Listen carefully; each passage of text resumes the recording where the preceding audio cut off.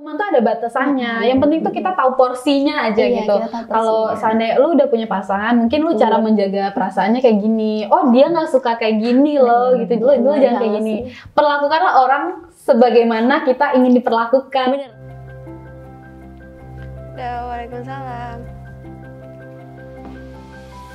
Kuliah manajemen dan bisnis dengan menempatkan teknologi modern dan bisa sambil kerja.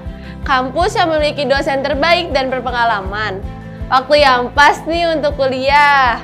Fakultas Ekonomi dan Bisnis UHAMKA bisa memberikan kamu kesempatan yang luas untuk melanjutkan studi pendidikan di bidang manajemen S1, akuntansi S1 dan D3, ekonomi Islam S1, dan perpajakan D3.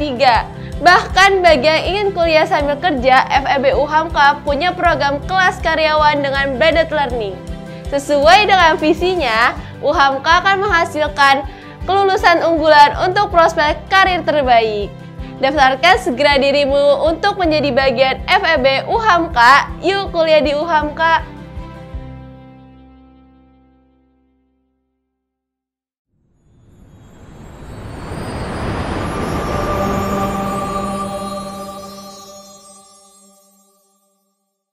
Balik lagi di YouTube UHAMKA Talk Podcast. Yeay, akhirnya kita balik lagi. Ya, kita balik lagi sama gue Dila Dan gue Abdul. Iya, partner parah ini ya. Dan kali ini, kalau kemarin kita bareng dua cewek cantik, sekarang kita juga menghadirkan dua cewek cantik yang imut. Ini dia. Ada siapa? Coba perkenalkan dulu. Gue Aurel. Dari mana? Dari Vikas. Iya. Kalau yang satu lagi ya kemarin masih yang sama, Bunga dari Visip. Emang Visip Jaya. Iya. Minoritas ya di sini. Kita masih satu atap kok. Iya, benar bener banget. Ngomong-ngomong nih. Iya. Gue nggak tahu nih mau ngomong apa sekarang karena gue lagi sedih. Kenapa sedih? Sini cerita. Cerita. Iya, karena sekarang kayaknya kita harus membahas permasalahan hati kita. Bener banget Ya, sih. Gen Z, anak-anak zaman sekarang yang sangat-sangat complicated dengan masalah. Mungkin banyak sih permasalahannya karena se-complicated itu ya Gen Z sekarang. Tapi kita sekarang bakal membahas tentang hati. Perasaan. Aduh. Tentang ini. Iya, bener banget. Karena banyak sekarang Gen Z yang patah hati. Bener banget sih. Sangat complicated tentang masalah percintaannya. Ada temen gue yang katanya dihianati, dibohongi. BTW kalian pernah nggak dihianati atau dibohongi? Pernah banget sih. Baru-baru ini atau gimana? Baru-baru ini juga. Kalau aduh, Pak.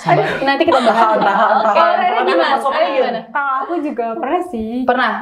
Diapain? Dibohongi atau dihianatin? Dihianatin ke aku. Ah, ya Allah. Itu ada orang lain kah atau gimana? Ada orang lain. Oh iya. Aduh. Berat. Kalau lo gimana? Jangan orang aja. Aduh. Kalau gue alhamdulillah sampai sekarang belum pernah dihianatin. Iya. Karena gue belum pernah pacaran ya. Iya. Sendiri jomblo, jangan percaya, siapa tahu di belakang.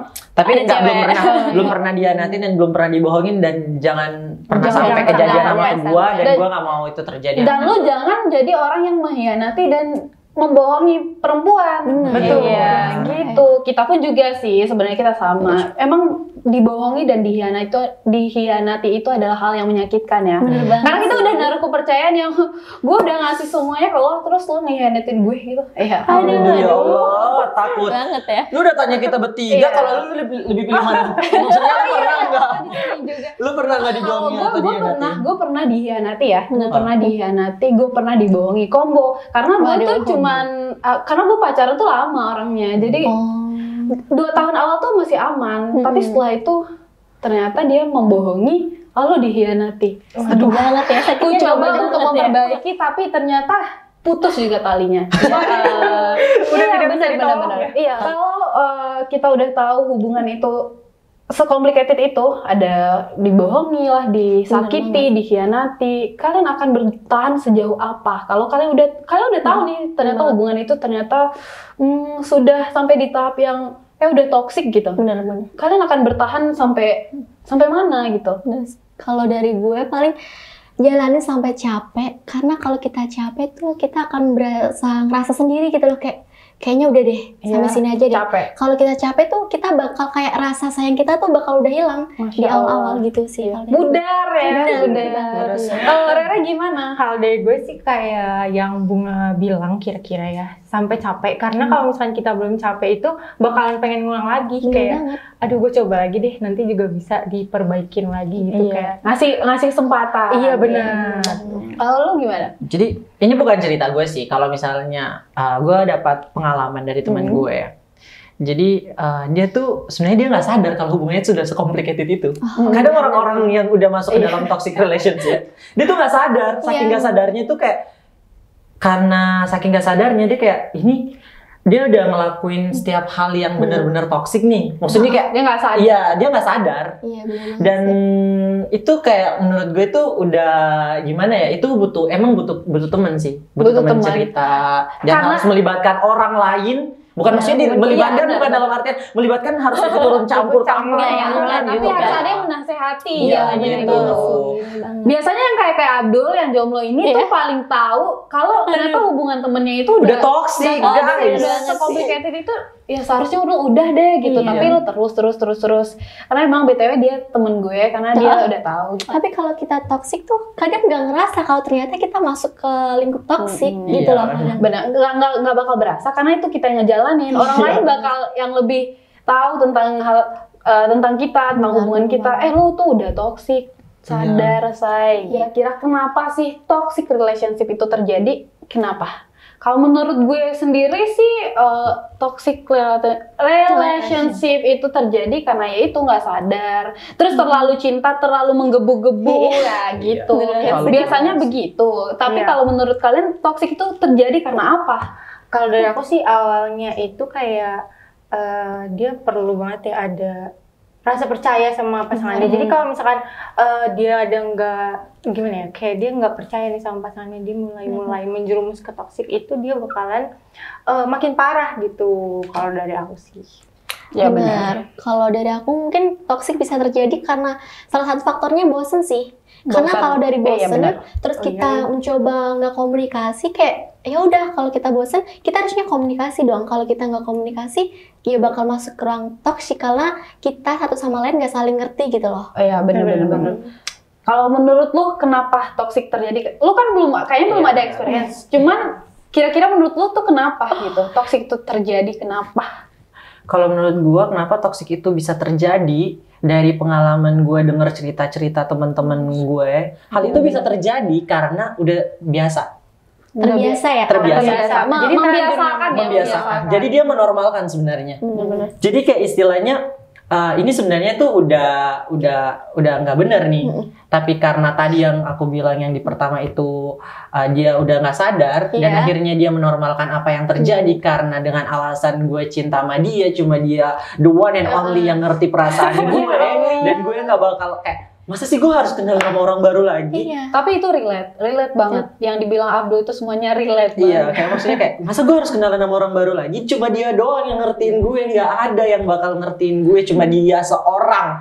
Jadi karena hal-hal tersebut yang membuat kalian terjerumus dalam toxic relationship. Tapi gara-gara hal-hal seperti itu kadang-kadang jatuhnya toxic positivity ya. Iya, itu juga. Iya, ya nggak ada lagi yang bisa ngertiin gue. Ya bisa kok dia berubah gitu. Padahal ya 1 sampai 2, 3 kali mungkin wajar ya. Tapi kalau setelah itu berkali-kali nggak wajar sih. Nggak wajar sih, tapi itu namanya sadar say. Sadar. Iya. Tapi gini ada satu cerita. Ada satu cerita. Jadi waktu itu dia tuh udah masuk dalam toxic relationship. Terus dia tuh kayak udah jadi tuh dia tuh punya cowok. Bukan maksudnya dia tuh udah putus lah sama cowoknya yang ini. Terus cowoknya udah punya pacar lagi. Terus cowoknya tuh manfaatin dia gitu, temanku. Tapi dia tuh nggak sadar. Karena si cewek nggak sadar. Iya. Terus kita tuh udah ingetin kayak, udah keluar nggak bisa gitu. Tapi dia tuh kayak, enggak.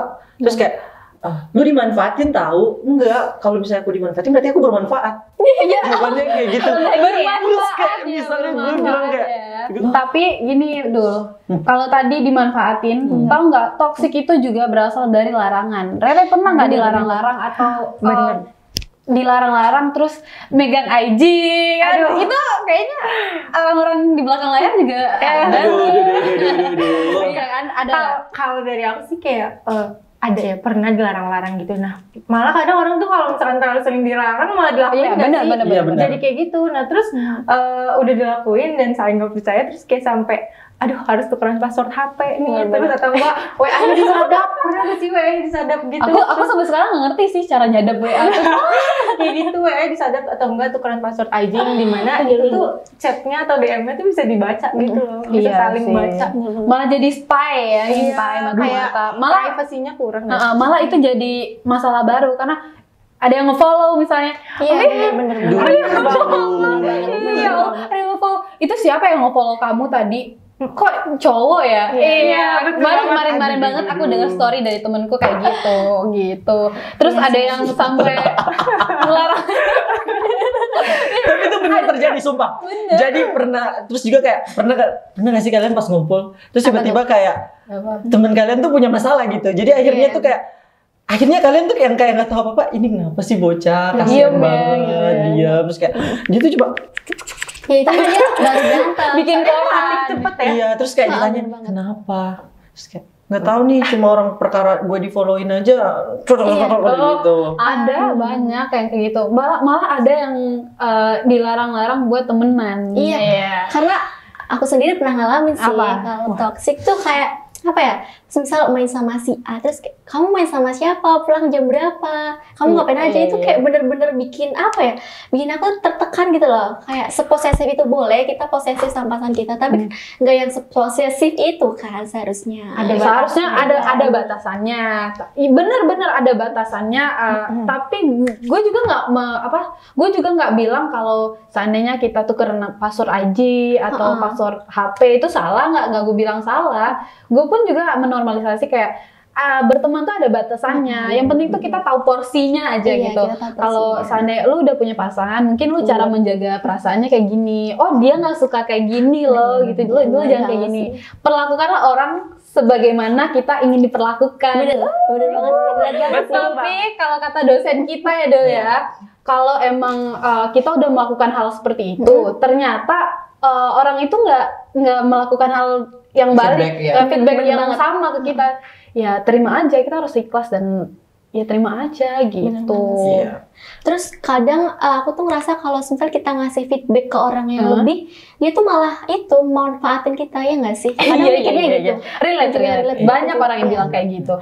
Cuman ya kita balik lagi sih, ada satu buku yang pernah aku baca. Jadi tuh buku itu tuh ngajarin kalau misalnya kita tuh nggak boleh berharap sama sesuatu yang di luar kendali kita.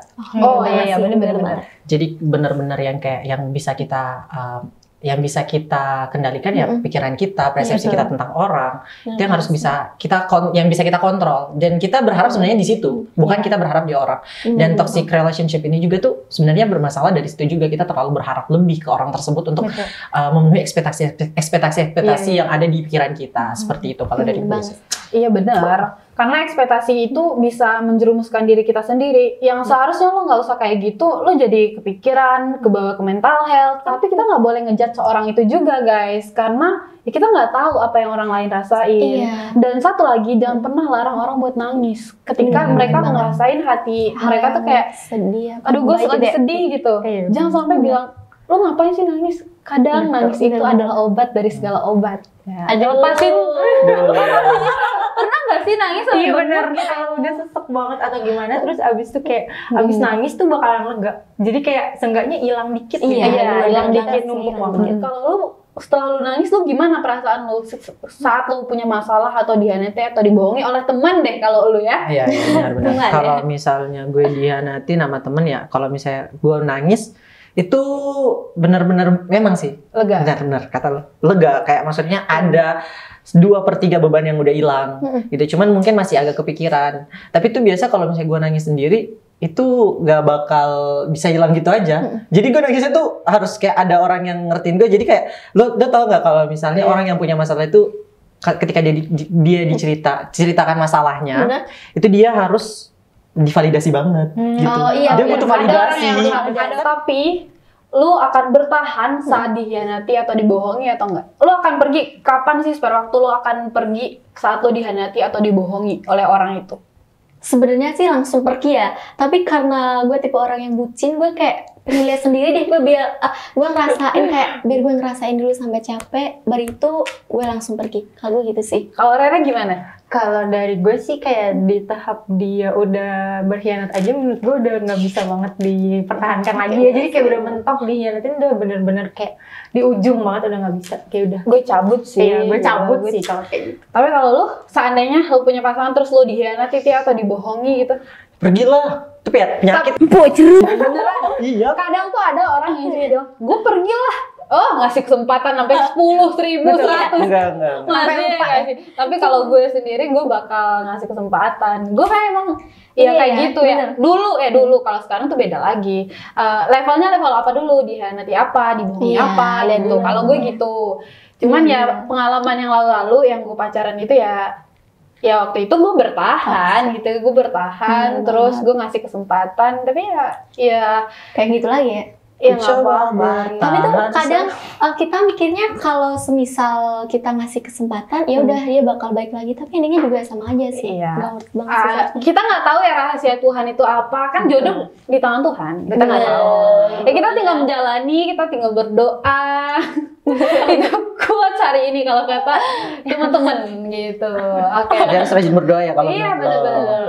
Tadi kalau kita udah bahas complicatednya hubungan anak muda zaman sekarang, kira-kira kasih dong pesan-pesan untuk teman-teman yang lagi patah hati, mungkin punya pengalaman dikhianati atau dibohongi gitu. Coba dari siapa dulu? Dari dulu. Kalau dari gue sih kayak walaupun sekarang lo masih sayang-sayangnya gitu, lo sayang nih ke pasangan lo, tapi lo harus ingat juga diri lo sendiri. Jadi kayak lo juga harus sayang nih sama diri lo sendiri. Kalau misalkan kira-kira udah menjerumus ke toxic relationship, ya dimohon kesadaran dirinya, cintailah diri sendiri sebelum orang lain. Masya Allah. Kalau dari Bunga gimana? Kalau dari aku sendiri kayak jalani secapek kalian, karena kalau semisal kalian udah capek, kalian bakal sadar sendiri bahwa apa yang kalian lakuin tuh adalah hal yang gak worth it buat dipertahanin. Jadi buat kalian kayak ya udahlah jalani sampai capek, karena saat lo capek lo bakal sadar apa yang selama ini lo rasakan gitu. Gila dulu. Duh, gue bingung nih mau kasih kata-kata apa, cuman kayak gue mau ngingetin aja ke teman-teman sekalian, kalau misalnya kalian udah ngerasa kalian masuk ke toxic relationship, kalian harus cepat-cepat keluar, karena nggak apa-apa untuk nangis hari ini daripada lu harus pertahanin untuk kedepannya lu akan terjerumus lebih jauh. Jadi mending lu sudah sampai di sini daripada lu terjerumus lebih jauh. Dan juga guys, gue mau ngingetin, gue tuh kurang setuju banget ya sama yang tukar-tukar IG. itu gue setuju banget sumpah. Sampai sadap-sadap WhatsApp dan lain sebagainya, karena masing-masing orang itu punya boundariesnya masing-masing, privasinya masing-masing. Dan itu kalian harus menjaga antara satu sama lain. Gue cuma mau bilang, kalau seandainya emang udah nggak bisa dipertahanin, ya udah nggak apa-apa. Emang kadang-kadang kita susah buat nyari orang baru, buat katanya kita capek buat kenalan lagi, mulai lagi dari awal. Tapi kalau seandainya orang itu udah nggak bisa untuk kita sendiri udah nggak bisa untuk memaklumi, ikhlas untuk menerima sifat-sifatnya, karena manusia tuh nggak ada yang cocok guys. Iya benar. Pasti ada aja kurangnya, pasti ada aja salahnya. Ya kalau emang nggak bisa dipertahankan, ya ikhlas dengan menerima sifat-sifatnya. Kalau emang udah nggak bisa, ya lepaskan. Masya Allah, akhirnya kita ada di penghujung ya penghujung. Penghujung nggak tuh? Kita udah deep banget pembahasan kita kali ini. Ya itu tadi teman-teman bisa mengambil mungkin yang hal-hal hikmahnya yang udah dari pengalaman-pengalaman kita juga gitu. Tapi next week kita akan bakal bahas apa, kita nanti boleh ya yang mau request di bawah komen aja gitu. Itu dia ya talk kita hari ini. Jangan lupa apa? Like, comment, share, and subscribe YouTube Uhamka TV dan juga Instagram dan juga TikTok. Oke, Bye.